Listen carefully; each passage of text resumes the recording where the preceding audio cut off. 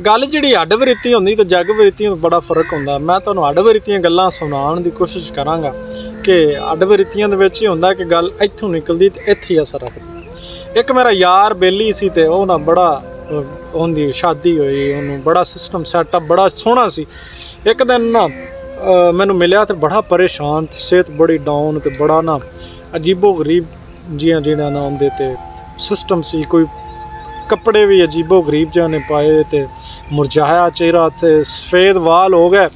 मैं पूछया कि यार तेनू खैर है कि तू माशाल्लाह यार चंगा भला से, तेरे माशाल्लाह बच्चे सन, तेरी बीवी सी ते तेरे कोल बैंक बैलेंस सी, की कीता ही सारा कुछ तो तू मैनू लगदा भी इं जिवें जाड़ी फिरना ते सेहत भी तेरी बड़ी घट गई। उन्हें हाँ भरावा तैनू की दसां मैं किन्ना परेशानियां दे विच गुजर रहा। तो उन्हें कहा भी की रौला, तू तो माशाल्लाह बड़ा दलेर तो बड़ा बहादुर होंदा सी, तू तो यारां बेलियां दे पिछे खलो जांदा सी ते कंड नहीं विलांदा सी, अज तैनू परेशानी किहदी घेरिया। उन्हें कहा भरावा तैनू की दसां भई जेड़ा ना मुआशरे नाल लड़ना कोई औखा काम नहीं, लोगों नाल लड़ना कोई मुश्किल काम नहीं, लेकिन घर दे विच भैणां भरावां नाल, माँ प्यो नाल, बेगम नाल, बच्चों नाल लड़ना बहुत मुश्किल काम है। अगर तुसी नहीं भी लड़ते उन्हां दे घर दे विच कोई ऐसी परेशानी बनदी है तो वह बंदे नूं तोड़ देंदी है।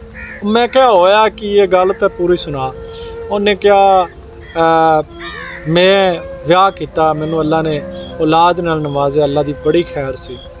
ते उन्हें क्या भी मेरे घर विच जिहड़ा ना मेरी बेगम ने रौला पाता, रौला ऐसा पाया कि वो चली गई, मैं फिर मना के लिया, वो फिर चली गई, मैं फिर मना के लिया।